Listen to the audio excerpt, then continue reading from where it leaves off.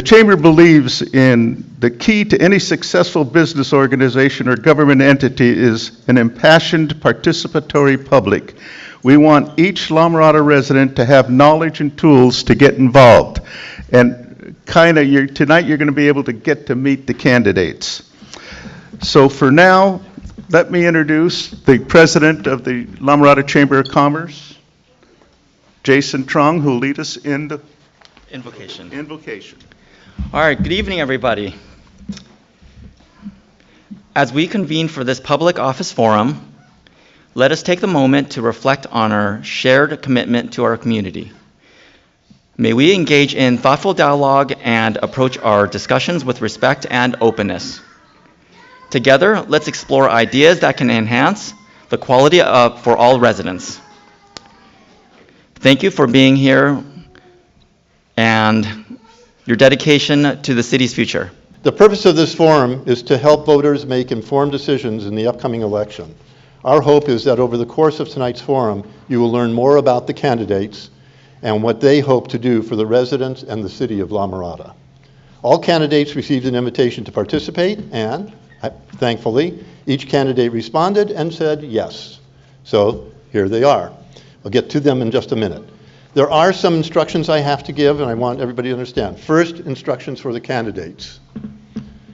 Each candidate will have a 2-minute opening statement. By the way, they have already been told this, but I'm just verifying it and letting you know what's going to happen too. 2-minute opening statement. Written questions from the Chamber of Commerce, and I do have a list of certain questions. Nobody but myself and my wife have seen those. My wife, because she checks the grammar. My wife is a grammar queen, and she won't let me say anything unless she has checked the grammar on it, okay? So we are the only two that have seen the questions. No candidate, nobody from the chamber has seen them. Each candidate will have 1 minute to answer those questions. Contemporaneous rebuttals are not allowed. So the idea is you don't get up there, I ask a question, somebody answers it, somebody says, no, I want to rebut that. No, we don't allow that. You each answer your questions and just, this is not a debate. This is a forum, okay? At the end of the question and answer period, each candidate will be given another 2 minutes to summarize and say why you should vote for them, which is the purpose of this. Opening and closing statements will be, I can't read my own writing. Decided by, I have this little bucket. It's an old Tupperware thing. And there are 4 names in here. So that nobody gets an advantage, I'm going to have Jim, or who's that? That's Dennis. I'm going to have Dennis Starbird come up here, and he's going to pull the names out. And that's the order that we will do the opening statements, and then put them back in and do the closing statements. So there's no advantage to anybody being first, second, or third, just random. Okay, candidates, you understand that? A little bit more. You can't see it in the audience, but there's a timer sitting in front of them on that black table. Mr. Ayalo from the La Mirada blog will be controlling that. Right now it's set at 2 minutes. When they start talking, he'll hit the start button. At the end, it makes a big beep. So you will all be able to hear when it comes. Now, they should stop at 2 minutes. I fully understand that you might be in the middle of a sentence, finish the sentence or the thought, but do not continue to go on. If you do, the wrath of God will come upon you. Okay, understand that. And I actually taught in middle school for a while, and I can do the wrath of God pretty well, okay? And then finally, please remember, guys sitting up here, personal references about other candidates are totally and completely out of order. They are not allowed. But I also have some rules for you guys. They shouldn't be the only ones picked on. I'm going to give you 30 seconds right now to turn off your cell phones, the sound on your cell phones. You do not have to turn off your phones, but please turn off the sound. Put it silent or do not disturb or something, because it's just rude. I feel like I'm back at college now talking to my students. We request that you treat all candidates fairly. I'm sure you will. Please remain quiet throughout the forum. No clapping, cheering, or calling out, with the exception that after they do their final statements, and then we say, everybody's done? Okay, let's be respectful, most of all. And again, just as I can come out with the wrath of God on them, I can come out with that wrath of God on you guys. I'm Jewish, and we know all about wrath, okay? You are encouraged to submit questions for the candidates on the provide. Everybody, you have a chance. There's more index cards on the table if you come up with a question that you want answered. But do remember that not all questions will be asked because, one, they might be inappropriate. And I'm not assuming that you're going to do anything inappropriate. But two, I might get 5 questions asking the same thing, such as, do you think an 80-year-old should be doing the moderating of this thing? Okay, and if I got 5 of those, I'm not going to ask it 5 times. I'm going to put it together. It might be written differently, like, do you think 80 years old is too old to do it? Do you think 80-year-old, he still has a brain? You know, those are all the same question, okay? So I'll just put them together in my little pile right here. And whatchamacallit, I'll try to group them if I can. And what else did I have here? Candidates will, right after the event, we're going to have a meet and greet where you can go on. And if you have a specific question you want to ask a candidate, ask them. You know, they're human beings. They want to talk to you. So with that in mind, are we ready? I'll get it. I can get it. I was going to help out. I'm 80, I'm not crippled. A special election will be held for District 2 on November 5th, 2024, to fill the unexpired term due to a council member leaving, a mayor actually, leaving our council. And the unexpired term will be through June 2026. So whoever wins this particular election will have to rerun again in June of 2026, in June of 20, or actually before that, for the June 2026 seat. The following 4 candidates will appear on the ballot, and they are seated in the order that their names will be on the ballot, okay? So starting closest to me is Chris Flanzer. You can wave, it's okay. And here you can applaud, by the way. You can applaud right. It takes a lot of guts to do this, okay? Next to Chris is Michelle Velasquez-Bean. Next table is Dan Siwak. And at the end is John Sarega. And just so you know, I did it, 4 times? Running for council, it's a chore. It's very disruptive of family, takes a lot of time, a lot of effort, and realize that just sitting up here, 3 of these people are not going to make it. And so there's a lot of pressure out there. So they all deserve respect, each and every one of them. So we're going to start with opening statements. Dennis Starbird, if you will come up and just pick one out. You can dig, you can take the top one, I don't care.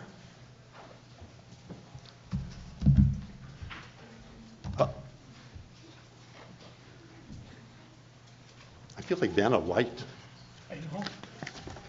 Chris Lanzer, first opening statement. Tony, are you ready with the timer? You can start anytime. Good evening. I'm Chris Flanzer, and for 35 years, my family and I have proudly called La Mirada home. My wife, Victoria, teaches at Benton, and our daughters attended La Mirada schools K through 12. Tori attended Biola, and Christy is now a physician's assistant. I was elected and served on the Norwalk La Mirada School Board for 9 years. For 39 years, I had experience as a small business owner, and for 24 years as an active community servant here in La Mirada. I've been deeply involved in many aspects of service to our community, as Sheriff's Department volunteer, coaching youth sports, getting computers into all of our schools back when there weren't computers in any of our schools. I lead the Friends of the Library, and I've served on the Citizens Task Force for La Mirada Finance and Operations and much more. These roles have given me the hands-on experience, insight, and relationships necessary to serve effectively on the City Council. My priorities are clear. 1 is enhancing public safety. For years, I have consistently attended our Public Safety Commission meetings, and I'm endorsed by all 5 of our Public Safety Commissioners. I'm also endorsed by a former captain of our local sheriff's station and Councilman Otero, who serves as a law enforcement commanding officer. Number 2, upholding fiscal responsibility. 2 years ago, I brought up the idea of buying the property on the other side of the I-5, the Caltrans property. By bringing the right businesses into the area, we could be generating a strong, ongoing revenue stream for the city of La Mirada. Number 3, supporting community growth. I'm proud to be endorsed by all 6 of the La Mirada Community Service Commissioners, as well as members of the Planning Commission. These endorsements reflect the trust and confidence our local leaders have in my ability to foster responsible growth. I am fully accessible and committed to representing all the needs of all of La Mirada residents. When you see what you see is what you get. Okay, that's perfect. Again, finish your statement. Don't be, this isn't, like I said, Fair enough. the guillotine doesn't come down. Okay, Dennis, you're going to get, you can just stay here if you want.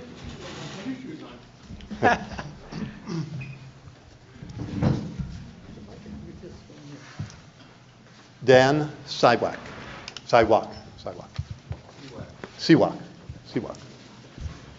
Good evening. My name is Dan Siwak. Before I begin, I would like to acknowledge the presence of our combat veterans who have served.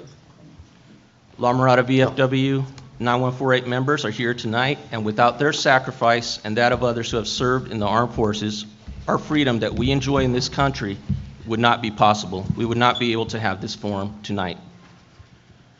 We need La Mirada residents to support our post, to keep it open, and as it has been since 1959. Thank you to the Chamber of Commerce for putting together this event, President Tammy McDuff, MC Richard Trujillo, and Hal Malkin, our moderator. This is amazing. I would want to see candidates up here in future elections for all of the districts so the residents of La Mirada have more choices in leadership styles and options for who is best to represent them. Do not let anyone ever try to intimidate you or tell you not to run for public office.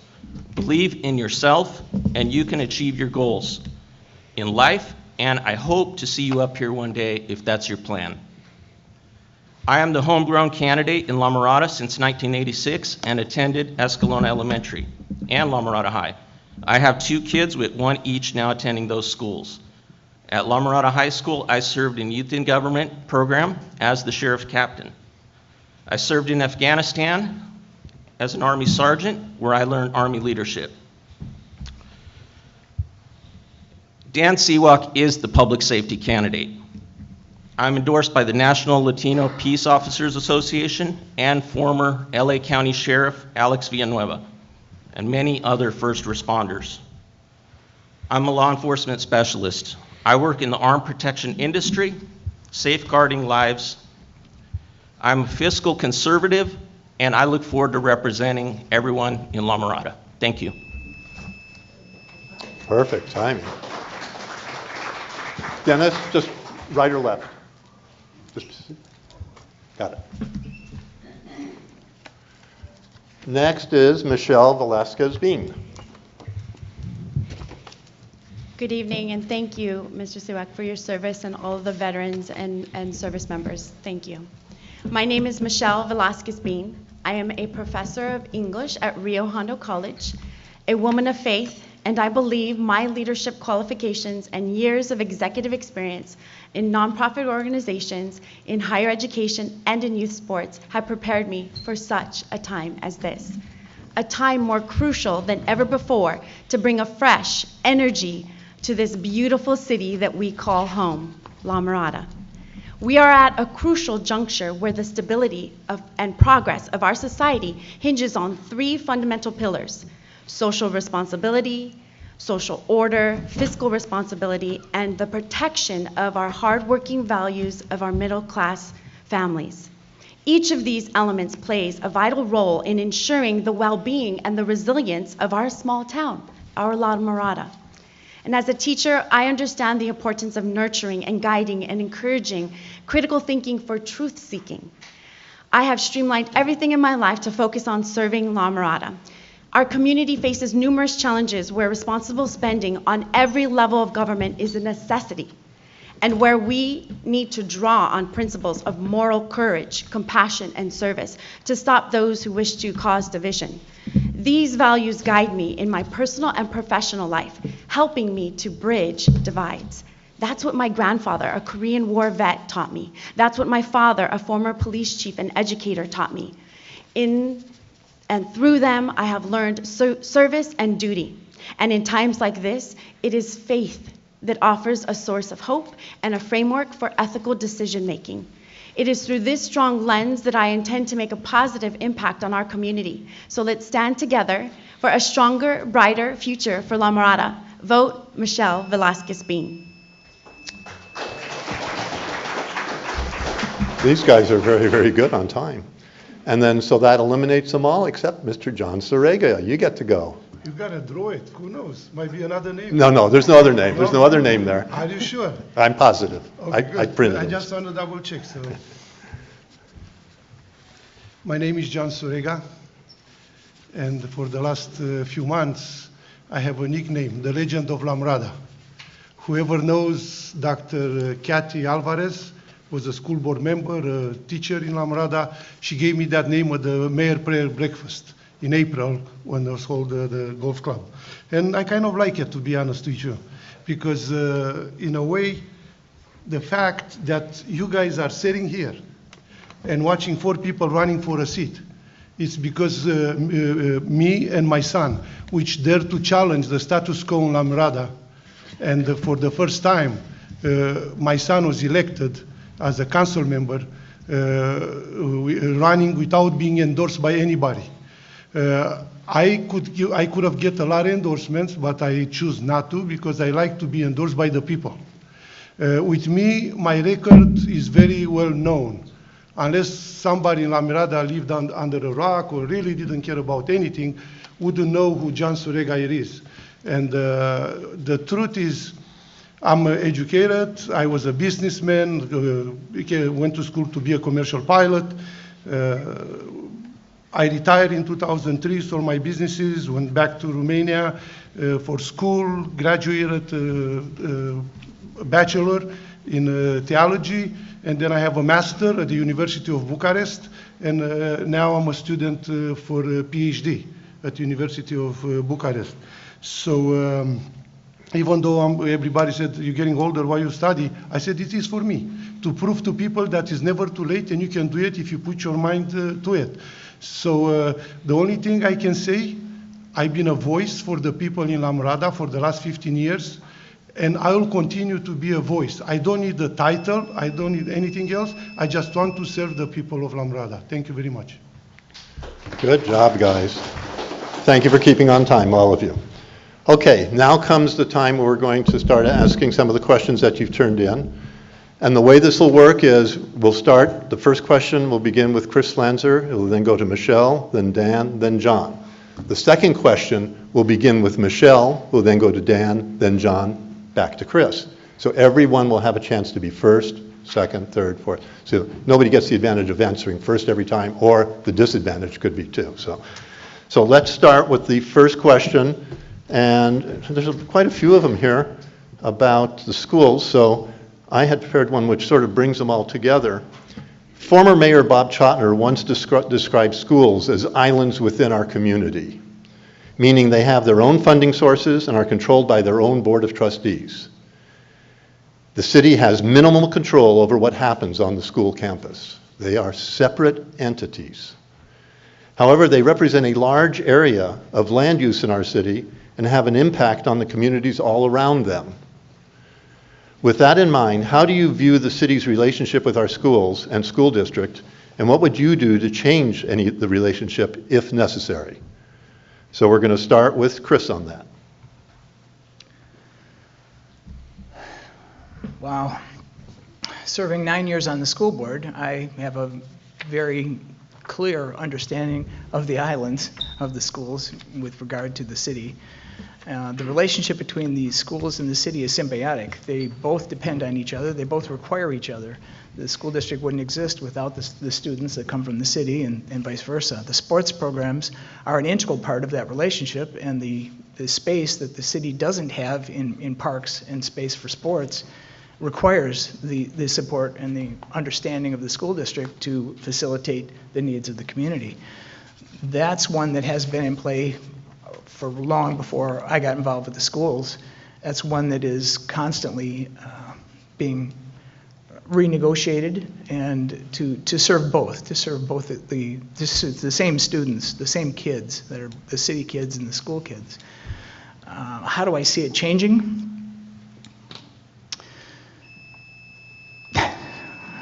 You can finish your thoughts. If That you want depend- to. No, that depends a lot on what happens at the next school board election. Okay, good. Michelle, same question. Schools and the relationship that city council has with the school and the school boards is key. We here in La Mirada, as you all know with the La Mirada legacy, sports and youth programming, they are a cornerstone of La Mirada. And so our families, our kids, what we really need is to build trust back in our relationships with our school board in our schools. And that way we can continue to serve our youth sports and our youth sports organizations, because securing fields and securing practice places and for the entire season and every team is a key to that relationship building. And I have a proven track record of rebuilding those kinds of strong trusts. As my husband and I, we ran a youth sports organization in a neighboring city. And so that plan includes early communication and often, so that everybody, all the taxpayers who have implemented the bond and the facilities that we've put in for the bond to have these beautiful spaces, everybody wants to use those. So that's how we can change the relationships that we have with our school board so that it could serve our families. Thank you. Good. Dan, same question. I think that the relationship between the cities and the schools, definitely there's a reason why there's two different boards for that, or a council and a board, because it's a lot of different decisions going on that are very, very important. We entrust our children to the school board, and we need to make sure that we are working together to make sure that the school board knows that the parents want to be involved. I'm for parental rights. I want to know what's going on at the schools. And I think when schools are doing things like AB 1955 and things like that, that's when there starts to be a clash. So we need to make sure that we're communicating and talking to each other and making sure that the school boards know that we're entrusting our kids to you to take care of them and to make sure that they're going to be good citizens one day. Thank you. Good. John? As far as I'm concerned, even though they are two separate bodies, there's always have to be accountability. Don't forget, every single of you, person of you that has a house in Mirada, on your property tax, you have a $500 for the next, I forgot how many years. We pay for the bond, $300 million that we approved it, somebody approved it, I didn't vote for it, a few years ago. So they cannot come to me and ask for money and expect for me not to have a say. After all, we are residents, and we should go there and talk to them, even as a resident, not as a council member, as a resident at school boards. Because if you look, the money was spent, and we didn't even have AC in some of the middle schools after they spent $150 million, I heard, in the Norwalk Stadium or something like that. I think it should be a relationship where we respect everybody, create friendship with the board members, so we can work together. Because after all, that's what it's called, to work together for the best of the children in La Mirada. Thank you. Thank you, John. Good answers. Let's go back mainly to city council questions. What do you hope to accomplish as a city council member? Michelle, you'll start. Okay. So what do I hope to accomplish as a city council member? I'm running for city council because I have a strong calling. It is my faith and my commitment to service and duty. Those are the pillars of my family and my family values that have, as I was saying to you earlier, from my grandfather. The wrath of God. Keep going, Michelle. Okay. Not you, the phone. So this is a time for new and fresh leadership. And I am not the same old guard. I am the one who's doesn't seek a title, but the one that's coming in because of that faith, because of that service, because of that sense of duty that I have. And so what do I hope to bring to the city of La Mirada is that servant leadership, that humble I mean, it would be humbling to me for you all to have me be in the city council because I want to listen. And as I'm walking around and meeting you all, that's what I'm hearing. I'm hearing your concerns. I know that I will prioritize making good on those concerns that you all have. And so I'm a strong leader that La Mirada needs, and that's what I want to do, is to make it a La Mirada for the future. Thank you. Thank you, Michelle. Dan? Dan Siwak will keep La Mirada safe. I'm going to be working very strong on public safety, ensuring that our deputies have the tools they need and our budget is good for our community. Since I work in that business, that's be my main focus, but I also want to accomplish a continued fiscal responsibility, and I want to be there to answer questions for residents, address their concerns, and I want to be known as somebody that can be called at any time, and I will respond to, as soon as I can, to address the needs of the residents. And not just in my district, but anywhere. If they can't get a hold of their district representative, please let me know. I want to be there all the time and serve as hard as I can for the next 18 months. Thank you very much. Good, Dan. John?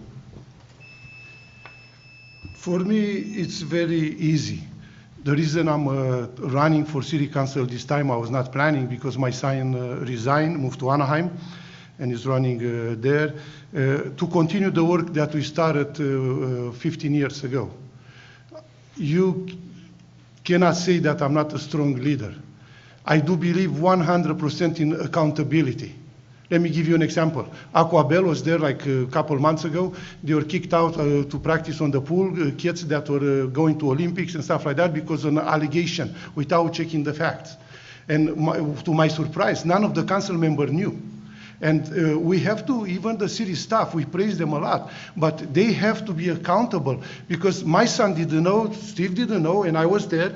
And from now on, if I get elected, everything that's going on in the city manager has to tell before he makes a decision to the city council, because after all, the city council represents you, not the city staff. They just get a paycheck every month. Most of them don't even live in the city. So, of course, public safety, having my son as a detective with Anaheim, I know everything that's going on with the police and everything, with the defund the police, people supporting that, and I'm all for have even better. And Thank you, John. Thank you. I'm looking at, I'm going to ask this question. I don't know what the reason for it is, but because I already know the answer, but let them say it. Are you a resident and homeowner currently in La Mirada? Hell. Oh, I'm sorry, Chris. I forgot to let Chris do it. So Yes, I am sitting here, Hal. Yes, I know you are. With your new haircut. Thank you very much. Tony, you ready? Okay. I like to consider myself very accessible. Everyone that wants my phone number has my phone number, and if anybody asks for my phone number, please feel free to give it out. This is the phone that I carry. The only time I don't answer is when I'm on a call or in another meeting, and then please leave a message, and I'll get back to you immediately. 2 years ago, when I was sitting in the same seat, the question came, what's your legacy project? I've got 33 seconds to tell you about the legacy project. The I-5 expansion has allowed us the opportunity to actually procure additional land for the growth of La Mirada. It is in the city of La Mirada, but it's not under our control at this point. Land isn't growing. We have no more field space. There is nothing else the city can acquire. That's our one opportunity. If I get anything done, if I get any movement forward, it'll be to procure that for the city so that we have the ability to control how it's developed. So it's a revenue stream or a park stream or additional housing, whatever is best. Thank you. Sure, welcome. And again, I apologize, Chris. what was the question, Hal? The question is, what do you hope to accomplish as a city council member? Oh, I thought with if you're resident. Okay. Yeah, okay. This next question, like I said, I know the answer, but I'm going to ask it because somebody wants to know. Are you a resident and homeowner currently in La Mirada? I mean, I'll let them answer that. I'll tell you something. So I guess, Dan, you start that one. Okay, I'll go with that. So I've been living in the same house since 1986. I'm going to be honest with you, I don't own the house. My dad owns the house, but we all live together. And it works out for us very well. So, yes, of course, I'm a resident, and I think that was the question, right? Resident, it says, are you a resident and homeowner? But I answered the question. Thank you. to run for city council, you just have to be a resident. I mean, okay. Go ahead, John. Yes, I am a resident of La Mirada. 1986, I escaped the communist Romania. Came in United States July 20, 1987. Lived for almost a year and a half in Bell, which looks more like Mexico than United States. Came in after 9 months in Vienna. I rented a house for a year in La Mirada to see how it is. And in 1990 or 91, we bought our home in La Mirada. So since then, we're living on the same house, on the same block in La Mirada, which was an amazing city, a great city. And one of the things that I want to fight for it, with the revenues that we have, help young generation be able to afford. I was able to afford to buy an airplane, Cessna 172, after 2 years in this country. And a year later, I bought a house in La Mirada. Now, I ask people at the banks, people I know, it is forbidden. The American dream is shot for the young generation. And my goal is to fight for the young generation to be able to afford to buy a house, to have a decent living in our city. Thank you. Thank you, John. Chris? Yes, I am a homeowner, 14503 Aranza Drive. Purchased it had to do the math, in '89. We've been there for 35 years, raised both of our daughters, attended our local schools. They've both graduated and moved on, doing wonderful things. I guess that's it. I'm a resident and a homeowner. Okay. I'll give Dan. I would wish that for everyone. Okay. I'm shocked, actually, when people buy houses on our property, on our block. I actually sometimes have gone and asked, "Where do you work?" Please, Michelle? appreciation. Yes, I am a homeowner. My husband and I bought about 8 years ago. We moved around a lot. We were teen parents, and so I remember the strong La Mirada legacy and what La Mirada did for me to make me feel seen and heard. I cheered and danced in La Mirada, coming to my grandfather's and my aunts and uncles' home all the time. And that's why I have these deep roots here, because my grandfather in 1959 bought his first home in La Mirada. And so that legacy, that safety, that's what my husband and I wanted to do for our boys. So we came back home. When he bought his first home here in La Mirada, we bought our first home here in La Mirada. Thank you for that question. Okay, this next series of questions I'm going to ask concern businesses in La Mirada, and since this is a chamber-sponsored event, I think it's only appropriate.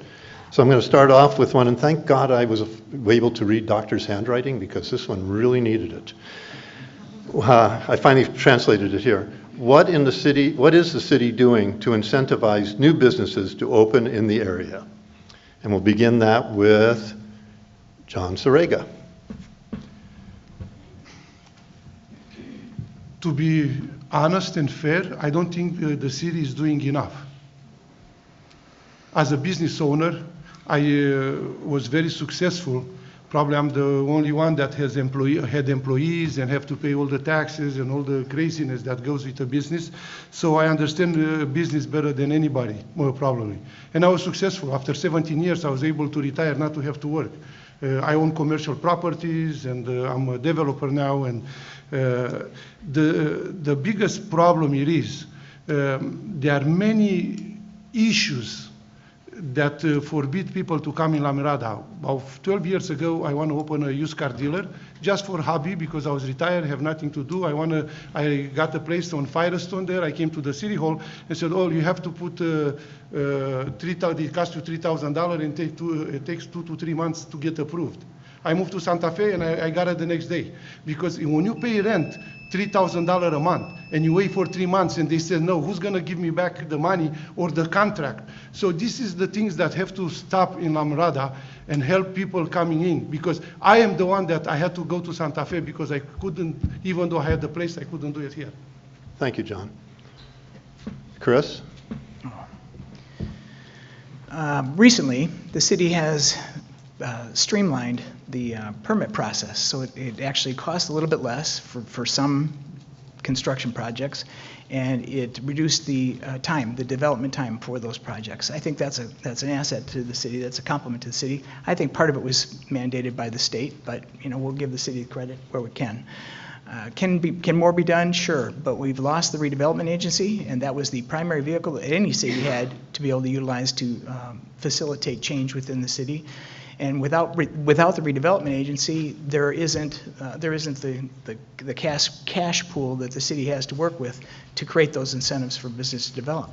So I think they've done what they can. I'm not sure what they can do further, or even what I would recommend, but I'm open to any suggestions anyone has. Thank you, Chris. Michelle? Hal, can you repeat the question so I can make sure I answer both parts? Yes, just put it down here. What is our city doing to incentivize new businesses to open in the area? Okay, so La Mirada, I love that we are a cornerstone of small businesses.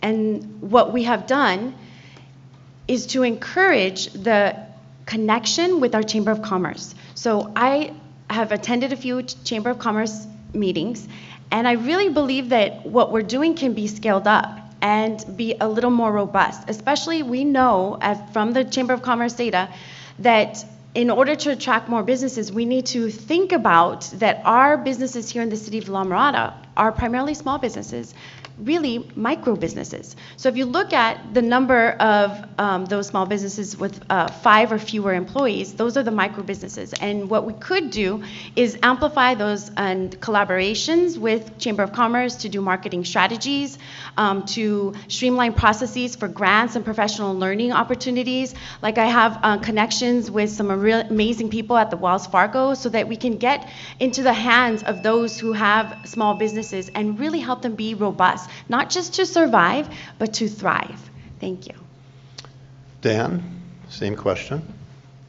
I think we have to look at what other cities around us are doing and why they have been so successful on business development. It looks like La Mirada has been sitting behind a little bit on that. I think it's good that the permit process has been lightened up a little bit, but we definitely need to look at the big picture and have a way of working with others to see what we're missing. Why aren't we getting some of the same stores that other communities have around here? And why is that? And to find the answers for that. The Chamber of Commerce is key. Our Chamber of Commerce is excellent. They need to just continue to be involved and recruit more business owners to attend meetings so that we can build a coalition to bring more businesses in and work together. Thank you. I'm going to make a quick little explanation. I have 5 cards here. The La Mirada City Council position is by law designated as nonpartisan, meaning not Democrat, not Republican, not any of the other libertarian. I have 5 questions here actually that go specifically into being Democrat or Republican. I'm not going to ask them because it should not be relevant in this particular race, okay? So I'm not trying to blow anybody away. I just want to make sure that it's something that's relevant to this campaign. Probably if you're running for senator, that's something else. But so I'm putting those away if I can. I hate to do that, but okay. If elected, how will you solicit input from areas? We're in the area now because obviously you're in District 2. There are 6 other districts. No, 4 other districts. 4 other districts. I'm thinking of the school board. 4 other districts. You're going to represent your district, but are you going to look and try to solicit input from other districts also? Or are you going to be very conscious of just your own district? This is one of one of the things that I have concerns on personally, so, and somebody else asked the question, so I'm not just going. So if you're elected, how will you solicit input from areas outside of the area where you are representing? And we'll start that one with Chris. I've been off the school board now for 4 years. I get at least 2 and often 3 or 4 phone calls a week regarding a question or a challenge or something that's going on at one of the campuses, and they want to make sure I'm aware of it. They want to make sure I'm aware of it because they know that I'll respond. I'll either tell them, look, there's nothing you can do about this, or I'll tell them the process or procedure to move forward to be able to fix something. Or I'll make a phone call to someone at the district and say, well, is that the real scoop? Do I know the real story? And I'll get clarification. My phone is always available to everyone, and I encourage everyone in the city, whether they're in District 2, 3, 1, 4, or 5, to call if they have a question and they're not getting a response. Even during this campaign, I've had the opportunity to step up and help a couple community members just figure out how to get done what they wanted to get done. And I'm proud to say that's where I focus. Good, thank you, Chris. Michelle? I'm sorry, Tony. I would definitely, as a city council member, seek input. And that means input from the residents regularly. So one of the things I do as a professor of English is hold office hours. And so a regular coffee hour, regular office hours, so that everybody knows that I'm accessible, is something that is at the forefront of my mind. Also, transparency with the communication, and then robust attendance at the community events, so that everybody knows that I'm all in La Mirada, that I have the time and I have the availability to hold my beautiful, amazing, blessed job, and also do 110% for every La Miradian. So those kinds of things like town halls and making sure that we have regular community events, that I'm in attendance, and all of us, all of the council members are. So that's the kind of leader that you will get in me. Someone that's accessible and available and ready and willing to put 110 effort in. Thank you, Michelle. Dan? I don't like the districts, but it's done. So now we have to work with that. I'm representing all of La Mirada. I'm here for everybody, and I believe in teamwork because in the military, we work as a team. We cover down for each other. So I don't care what district the person's from. If they have a question, call me. I will help them. And I will be involved with all of the, any question anybody has at any time for that. The thing with the districts, you know, it kind of creates a little fiefdom or a little restriction, if you will. And I don't like that. I think we have to be united as a city to work together on complex issues, and the council has to be a team, cover down for each other when they can. Thank you.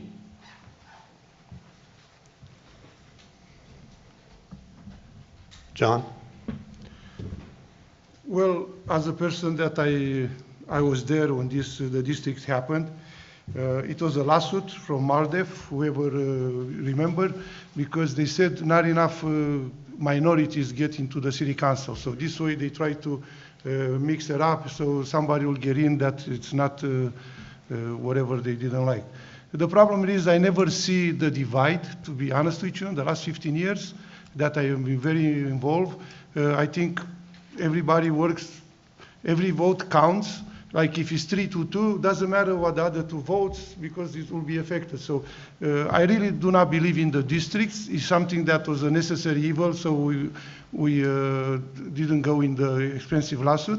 But as far as I'm concerned, I never seen it even in the council member that I know for a long time, the Rus, Oteros, others, having that issue that, yo, you are from that district or you are from this district. So I wouldn't even care about the districts because we're all residents of La Mirada. Thank you, John. Okay, this one should be, I think, quick and easy, hopefully. Yes or no? Term limits and why? This one will begin with Michelle. Term limits. Yes. Because term limits provide a boundary for leadership. It's never healthy when you have the same people over and over again. We know that there is an availability of leaders and people who want to serve La Mirada.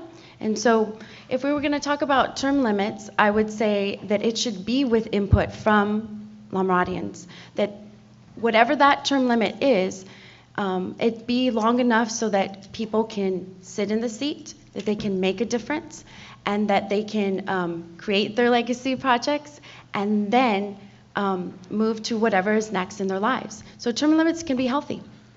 Thank you. Thank you, Michelle. I'm waiting for Tony. It's going to buzz, and then he can reset it. Reset button is giving me trouble here. Uh-oh, sorry. Got it. I put new batteries in. It's good. Ready, Dan, same question. Term limits, yes or no, and why? Term limits, yes. I believe it should be 2 4-year terms. The reason why is because we need fresh ideas, and we need to just make sure that everybody gets a chance to serve on the city council.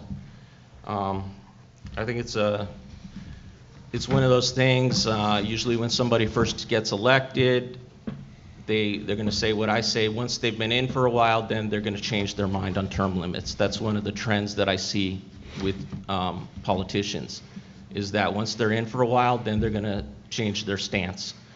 But right now, not even right now, I just totally believe in we need to stick to these term limits, 2 4-year terms. Thank you. Thank you, Dan. John? It is hard to imagine that the vote of the people doesn't matter. I do not believe at this level at the city hall in the term limits, because usually they are used so people don't get corrupt. But with accountability, there's no chance. If you have a good council member, you have a young guy that is good, that is working hard, people like him, why just because it's there 2 terms you cannot have? Because after all, every 4 years, every council member comes for a vote. So when you come for the vote, people will decide if that person is worth it to continue or is not worth it to continue. So that's why, if it's for Senate or Congress or this, or here there's no money into it. So if you have a good person kicking me out just because the second term finished, I don't think it's good for the city.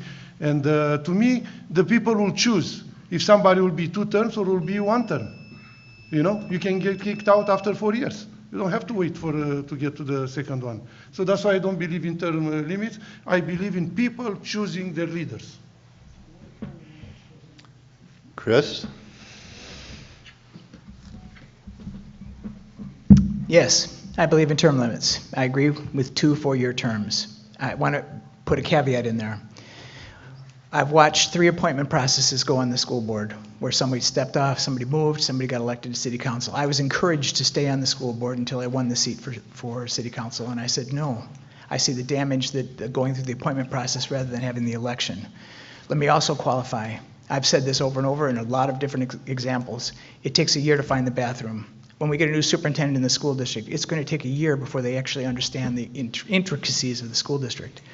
You can't hold them accountable for that first year. Same thing for, I've attended so many city council meetings, it'll be rather seamless. I've attended and had interface with all of our council members for years, so my involvement would be rather fluid. But I only care about our city and our schools. I have no interest in Sacramento or DC. That's just not my focus. You guys are doing great. I have a question for you. You've been 17 years. Was that a mistake? Because we were proud of you when I was young and you were there for 17 years. Kissing up doesn't help. No, we want to pick up That's your fine. wisdom. John? Take a word of wisdom from you. I'm just Actually, curious. I will give a word of wisdom. Wayne Rue, who was on city council, Dave Peters holds the record. He was on for 25 years. He's a professor at Biola. A lot of you know him. Wayne Rue was second, along with, I think Bob Chotner both, 24 years. Wayne Rue used to, when I first came on city council and I talked to us, we were talking about term limits, he said, Hal, remember, every year, every 4 years, you go up for a vote. And if they can not vote for you, I think Dan mentioned this, they can, or John, you might have mentioned it, they cannot vote for you. We have term limits. But it's whether are they automatic or are the voters going to get to decide them? And that's sort of that's the question. And his philosophy was, I have to run for every 4 years. I have to run. If they're not happy, they kick me out. And as somebody here said that they said that they kicked me out of school. Well, no, I left. I retired. But you can get kicked out. You get kicked off city council by not winning. These 4 are running for a seat, and in 4 years, if you're not happy with what they're doing, kick them off. But whether do you want it to be automatic, that becomes another question. And I'm not going to answer that. I'll just tell you what Wayne Rue said. Okay, good job, you guys. And I hope that answered your question, John. Thank you. Yes. I was on city council, like you said, for 17 years, and it takes a lot of time. It doesn't look like it takes a lot of time. And if you get to be honored to be mayor, it takes even a lot. Speaking of former mayor, we've got Ed Engsing. Like a good politician, he comes in late so he gets his own recognition. You see, that's an old political technique. Sorry, Ed. Anyways, it takes more time than you think. And that's why these 4, I really, really, really am impressed by the fact that they are running. So the question that came up to me was, with your busy schedules, and they all have very busy schedules, will you be able to attend all our city meetings, I think it's your city meetings? Will you attend city functions representing your district? And this one we start with Dan. Yes, absolutely. I'm going to be very available. I'm not working full-time right now. I work part-time. I have a flex schedule. I'm working for a great company where they know that I'm running for council. They're supporting me in that, and they will work with me on my schedule to give me the hours I need, the days I want to work, so that I can maximize my efficiency. I've been dealing with this with VFW. A lot of times I have to readjust my schedule for VFW events, and I'm able to do it. I'm able to be there for the big events, to cover down when other people can't be there even. So yes, I'm definitely going to be out there at every council meeting. I'll clear my schedule for that. I'll block it off. And to go to every city meeting, no, that would be impossible. Every single meeting, no. And every event, no. But I'll be at as many events as I possibly can. Thank you. Thank you, Dan. John?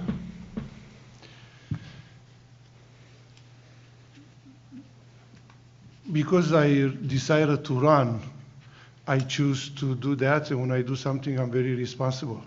I used to work as a business owner, so I always have the freedom to do whatever I thought I will do.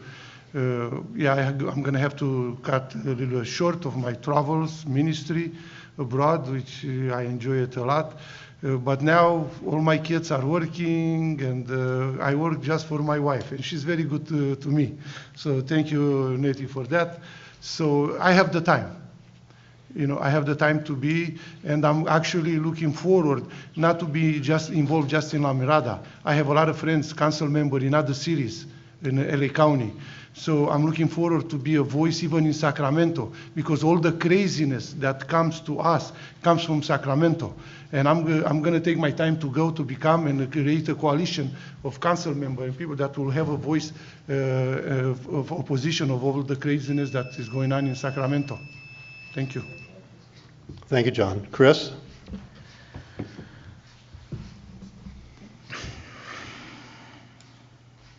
When I was on the school board, I still made it to 3 schools a day, every single day. There was a performance, a PTA meeting, something else. I made it to every one.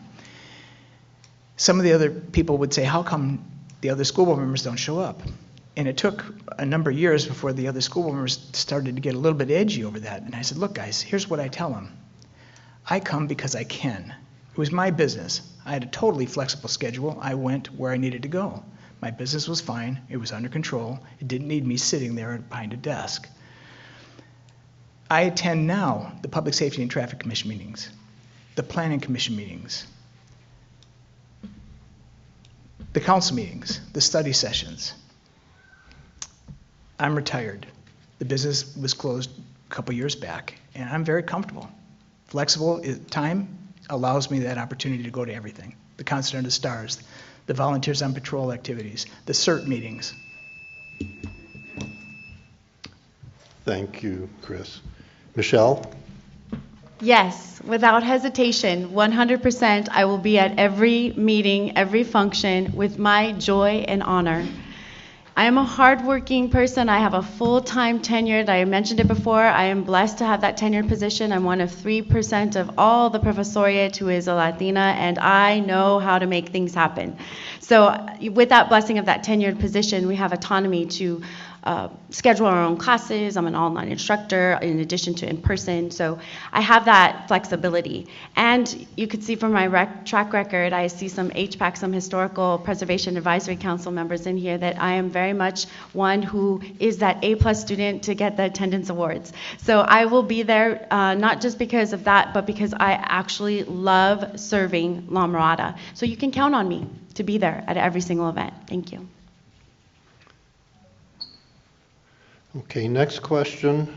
Actually, I have 4 cards on this, and I'm trying to put it together as one question.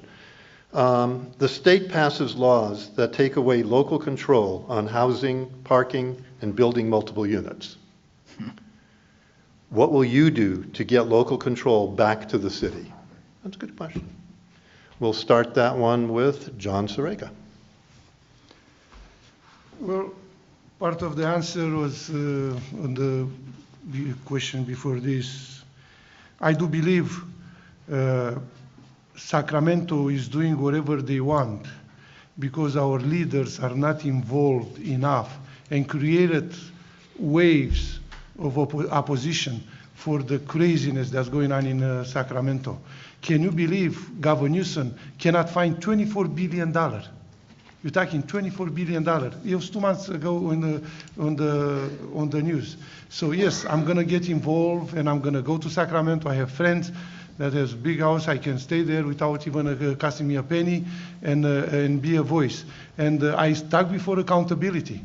If you read the news, the LA sheriff, the investigation in LA sheriff, some deputies was fired because of corruption, and this is just happened. The FBI, DOJ, they jump on it, and our leaders don't talk because the lack of transparency and accountability.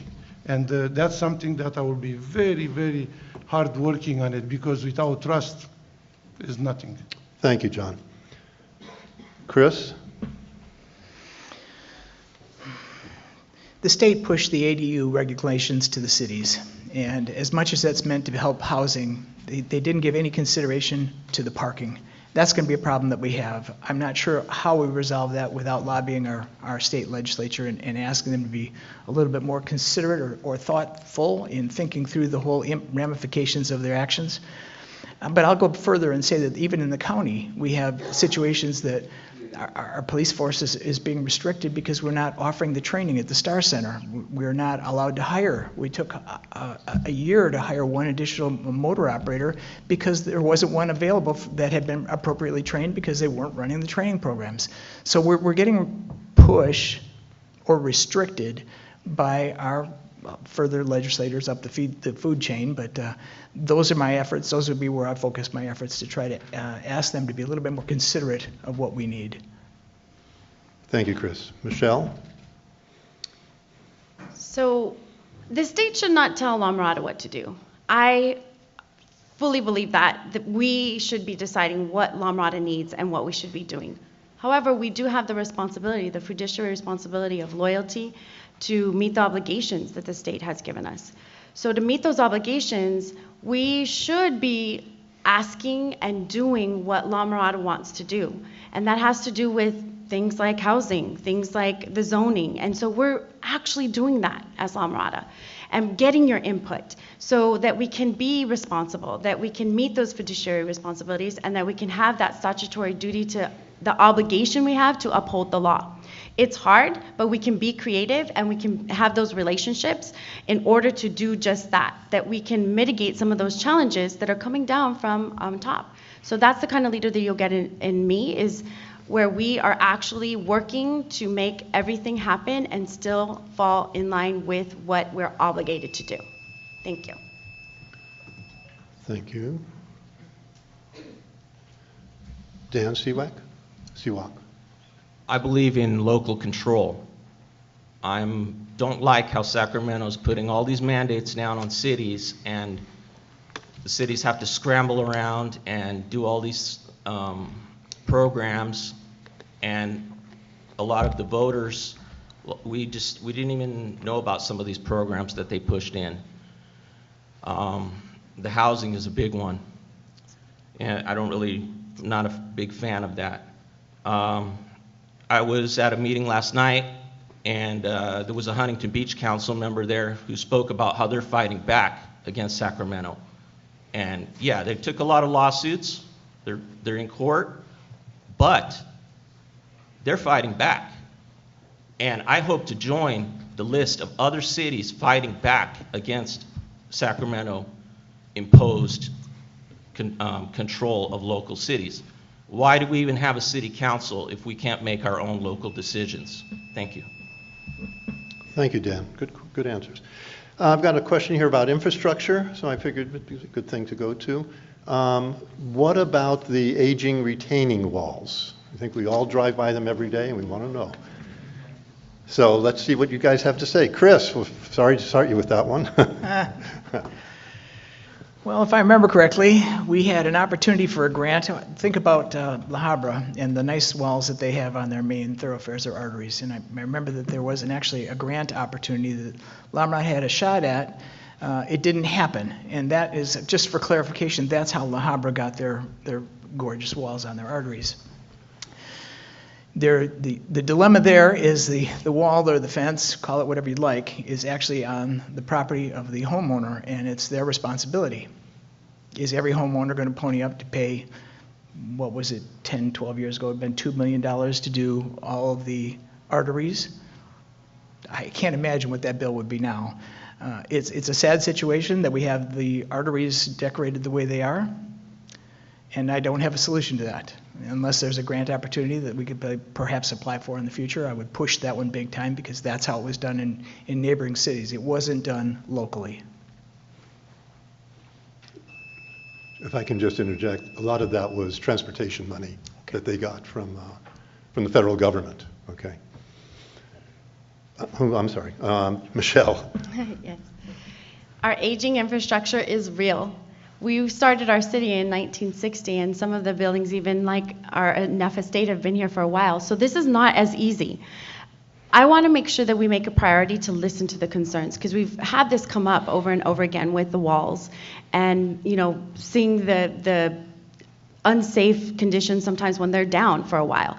So one of the things that we can continue to do, the city has reduction cost programs to help homeowners that have those walls coming down. So those are kinds of education, kind of putting out the information that we can do to work with the homeowners to help reduce the cost and help make sure that we stay this beautiful, wonderful, aesthetically appealing La Mirada, which is the source of pride and legacy and the joy that we have, and that should be maintained.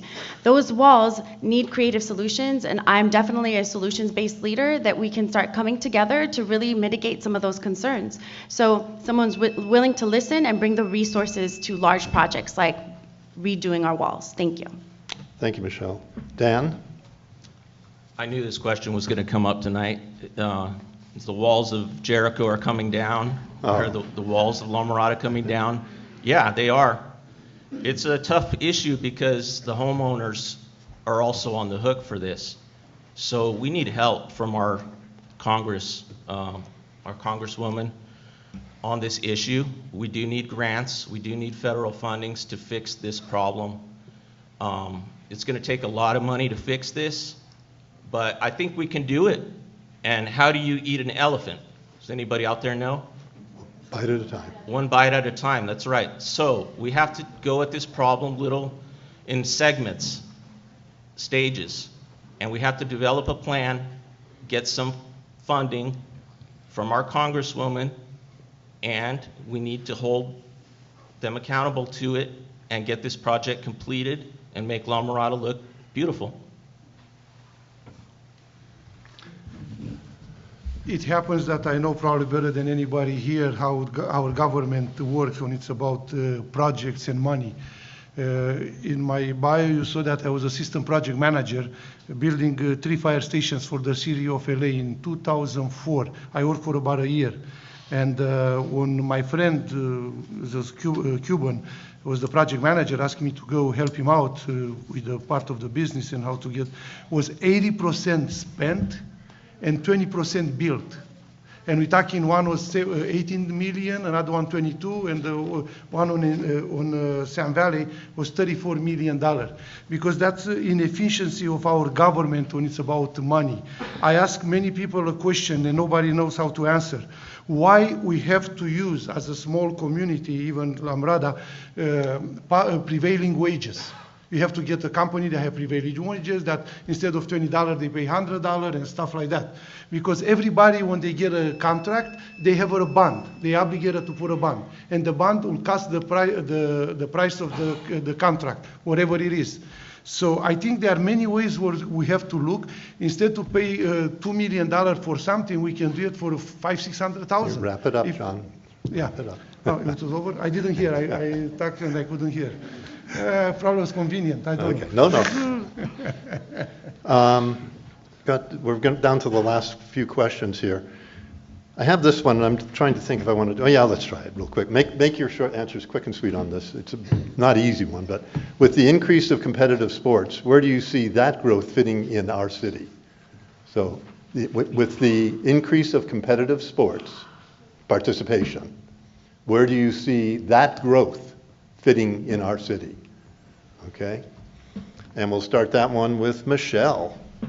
So with the increase of competitive sports and how it relates to our city, like I was saying earlier, our La Mirada legacy is our sports programs. There's like so many neighboring cities that come because we have these beautiful sports programs. So with competitive sports, it's about serving our families. And I remember my sons playing football, basketball, even doing band, I doing cheer. All of those are athletes. And so competitive sports is that element of teamwork, that element of family, because connecting as on the field as parents was also part of it. So the growth, what we need to do is really to have that communication plan to market out for increase. And I was going to say enrollment, that's my teacher voice, but it's the increase in participation of our athletes. If we can ensure that that continues to happen, we can ensure that families are served. Thank you for the question. Dan? I grew up playing competitive sports here in La Mirada. Started with the AYSO and played, of course, high school sports. And La Mirada is known for our sports programs. We have to support our athletics programs as much as we can. We want to be sure that they're going to have everything they need to succeed, because I believe that sports teaches leadership. It teaches you how to win. It teaches you how to lose. It teaches you how to communicate with others. And most important, it teaches you how to work as a team. So I'm all for the sports. La Mirada is definitely going to fit into the sports picture. And as a coach when I was with La Mirada Soccer Association, I learned a lot about the way the sports integrates with the community. And that was a great time.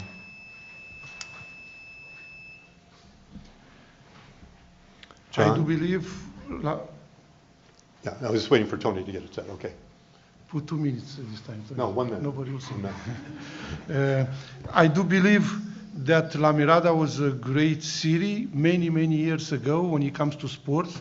I think over the years it kind of fall down. I remember I was a coach for AYSO for soccer. I coached my boys, Andrew and David. And first time I went to the city hall and met Hall Malkin was when my team won the state championship, boys under 10. And there were many teams that won. The time changes and the club started. And guess what? We are not allowed in La Mirada to have a club team. So I have to get the kids from La Mirada and practice and play at Whittier Chiropractor. You know, if you guys know, on First, north of Imperial, because La Mirada did not allow us to practice and play in La Mirada, and we were La Mirada team. And we won the state championship as a club team. I was the coach, and with my kids.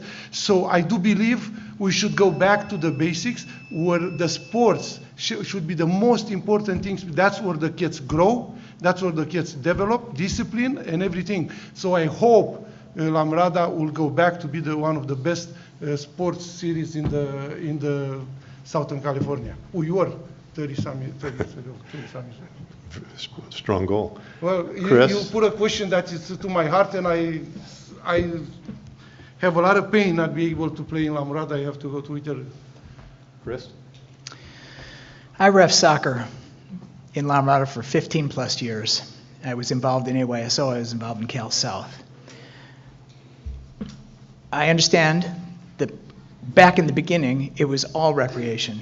And then it started to get a little bit more like club. And then there was a little bit more interest in club and a little bit more growth in the competitive side. And it was so much growth that the leagues had to actually restrict it. The city restricted 85% recreation, 15% club competitive. Here's one you actually have to know about, guys. Last week I found out that we're going to close Behringer Field from July of 25 to March of 26. Behringer Field is a primary source of both practice as well as competitive games, the sports, the games. And I reached out to the school district immediately and said, what are we doing to support this? Where are we going to put these kids? What's available that we can negotiate and have at our hand? Now, I'm not going to say that's going to increase competitive sports, and I know that's where the question was, but the answer is we have to protect the sports in general. Okay, thank you, guys. That was a good one. Okay, this will be the last formal question, and then we'll go to the 2-minute closings, okay? There are 4 of you up there. Only one of you is going to be elected. So this question says, if you are not elected, what would you do to try to help work on ideas or issues that are important to you? Start with Dan. I can repeat that. I read that so poorly. My wife gave me the good, proper grammar. If you are not elected, what would you do to try to help work on ideas or issues that are important to you, if you're not elected? If I'm not elected, I'm going to be doing what I'm doing now, which is being on the La Mirada Veterans Coordinating Council, which was developed to protect the rights of veterans here in the city. I'm going to be at the VFW, probably going to be commander next year. So I'm going to be involved. You're going to be seeing me around a lot at city events either way. And I'm going to continue doing anything I can to help. Also on the public safety side, if anybody wants to know any of my input on that, I'm willing to help on those programs as well. I'm here for you. Thank you. John?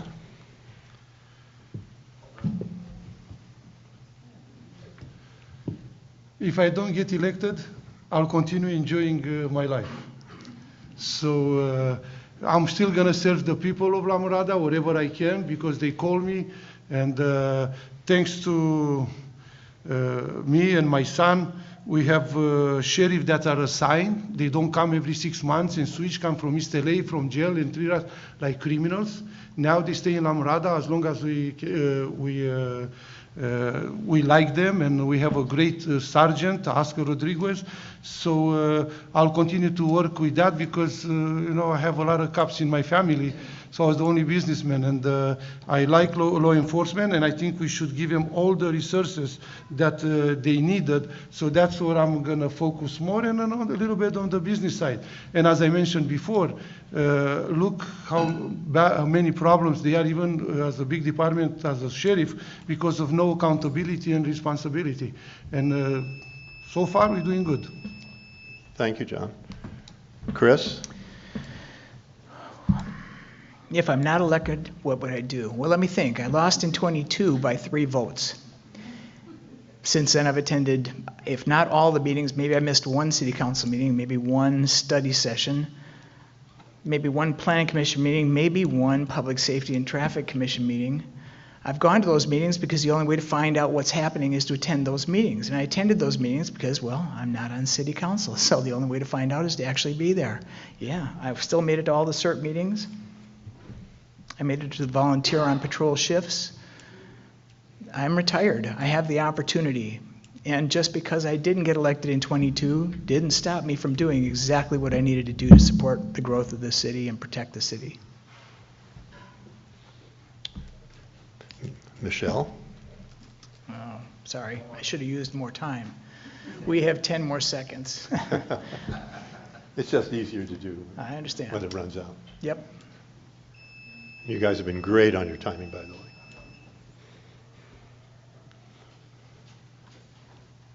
There you go. Okay. If not elected, with the ideas and the issues that are important to me, I will continue to serve the La Mirada community by being the vice chair of the Historical Preservation Advisory Council and continue to advocate for robust family programming that includes our youth sports. I believe in the historic preservation of our society. That's really key to me. And so as an educator and as a member of HPAC, I love some of the things that we've done. We've looked at the Neff High School marker. It's on our walking tour, and we added an art box wrap, it's called, where the actual pictures that represent Neff High School. So those are some of the things that we have done. And then we're also working on digitizing and logging our archives, a long-term project. So investing in that kind of long-term project to ensure that La Mirada keeps those historical preservations of all of our wonderful archives of photos and articles would be something that's at the heart of me. So thank you. Good. Okay, now comes the time for your closing statements. Dennis, I need you up here again. Going to be random draw.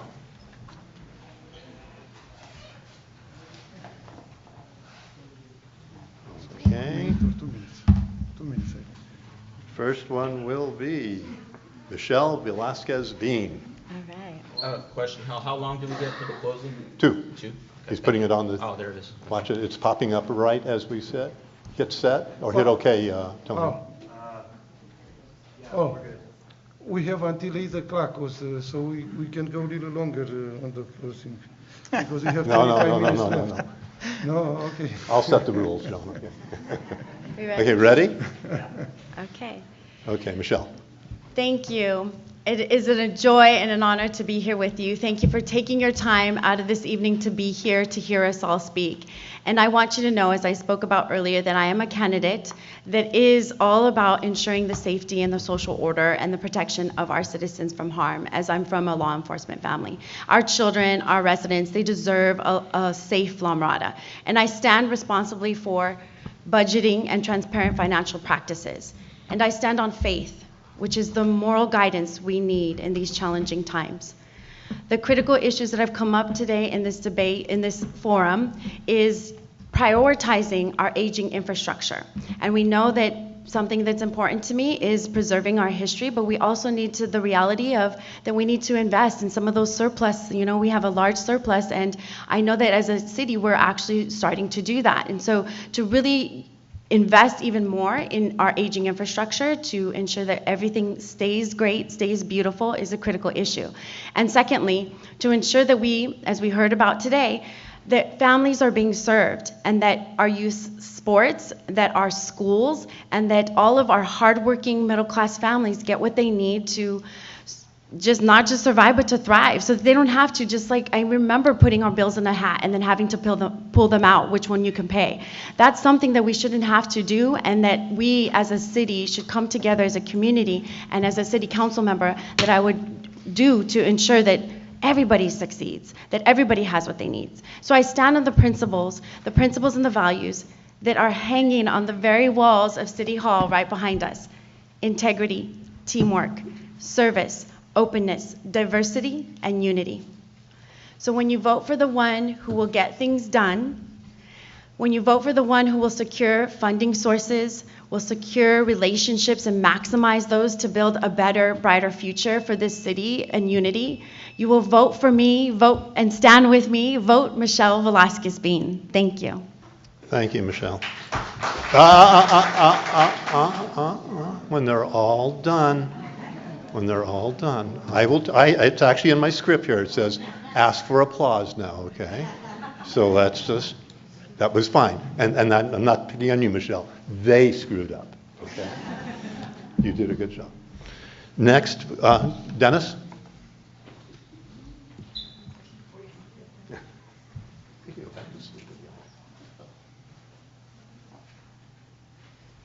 Okay, our next 2-minute closing, Dan Siwa. It's an honor to be here tonight, and thank you all for taking time out of your busy schedules to be here tonight. Thank you to all my supporters, my family for being here, my dad for being here.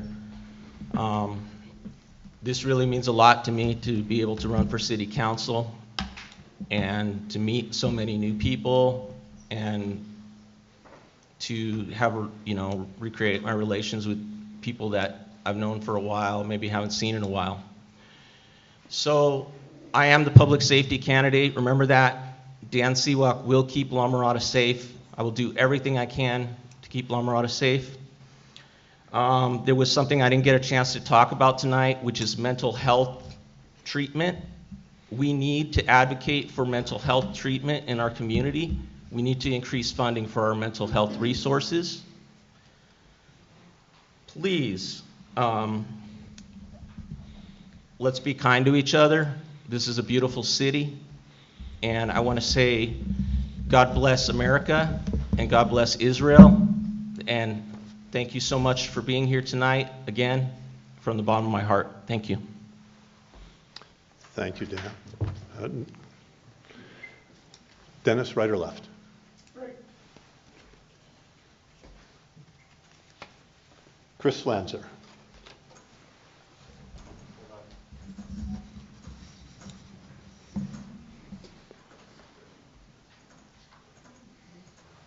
We're waiting for the clock.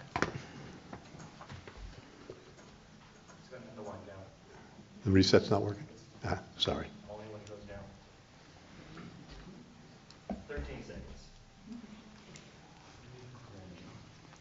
There we go, got it. I want to emphasize that my commitment to La Mirada runs deep and is built on decades of dedicated service. Throughout the years, I've worked in various roles, building relationships, gaining valuable insights, and taking meaningful actions to make our city better for all. I'm passionate about preserving what makes La Mirada special while fostering growth that benefits every resident. For the past 24 years, I've proudly served our community in numerous capacities. I was elected to the school board, coached youth sports, and spearheaded efforts to bring computers into schools back when students had none. I've had the privilege of leading the Friends of the Library, being a regular volunteer for our Sheriff's Department, and serving the Citizens Task Force of La Mirada's finance and operations.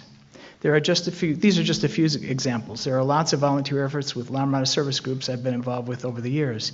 Each of these experiences have given me a profound understanding of our community's needs and how to effectively address them. I'd like to sincerely thank the city, the Chamber of Commerce, our moderators Rich Trio and Hal Malkin, and the ACE Business Academy students that are still around, and their director Derek Wood from La Mirada High School for organizing the forum. Together, we can ensure La Mirada remains a place we're all proud to call home. One that's safe, financially sound, and prepared for a bright future. I humbly ask for your support in this election, and I look forward to continuing to serve the wonderful residents of La Mirada. Feel free to Google me to confirm that the message you received tonight is reflected in my actions over the past 35 years in La Mirada. Thank you, and have a great evening. Thank you, Chris. John? Bring it to an end here, John. Okay. Well, thank you very much for having the patience to listen to us. I know sometimes it's boring and seems awkward, but I want to say many thanks to Tammy.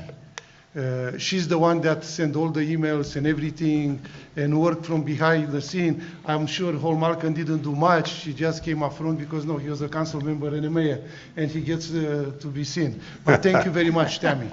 You know, without you probably would have not have a debate.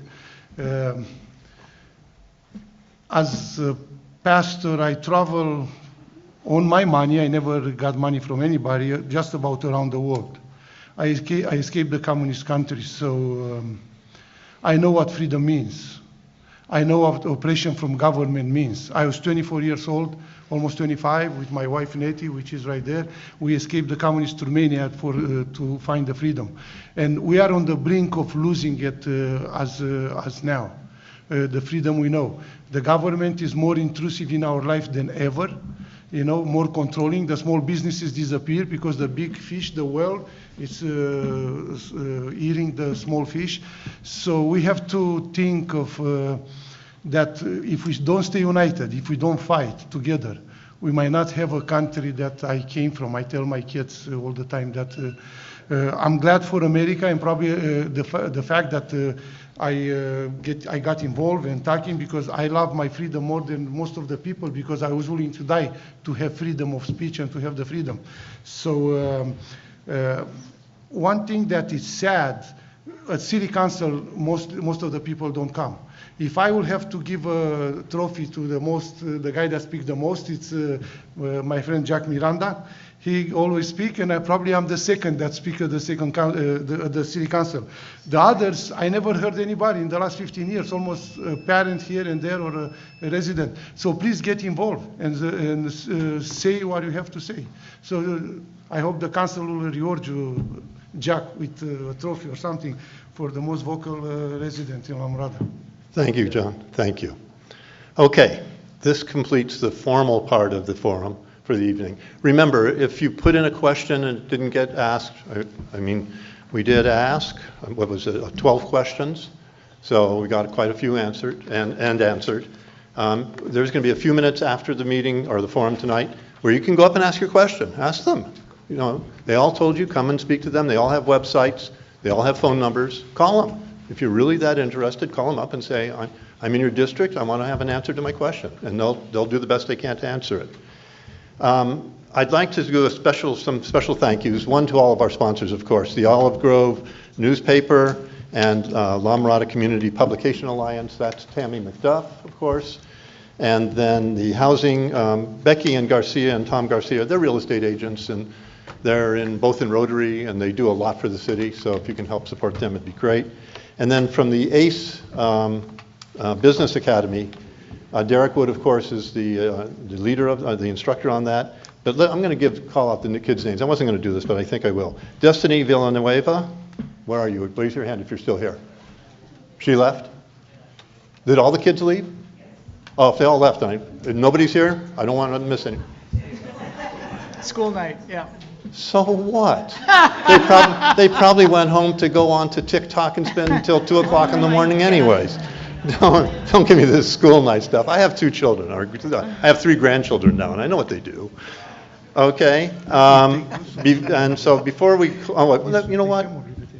This is the democratic process. We really are participating in and that's D, small d, not capital D, small d, the democratic process.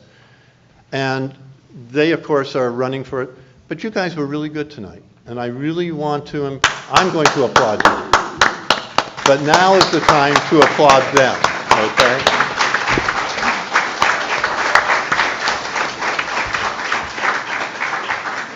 And all the volunteers, you know, Tammy and Jason and Rich Trujillo, thank you for, I'll never forget what's her name. Thank you for helping putting this on. I mean, you guys did a great job. You really, really did. So now, but I want to go over a few things, and I'm going to let you go. I promise this. Let's just take a second, because this is the important part. We've heard what they have to say. Your 2 minutes are up, Alex. Hey, your 2 minutes are up. Yeah, my 2 minutes are up. The election's on November 5th. But in California, there isn't just a single election day anymore. Okay? However, having a single day to vote in person is now a thing of the past.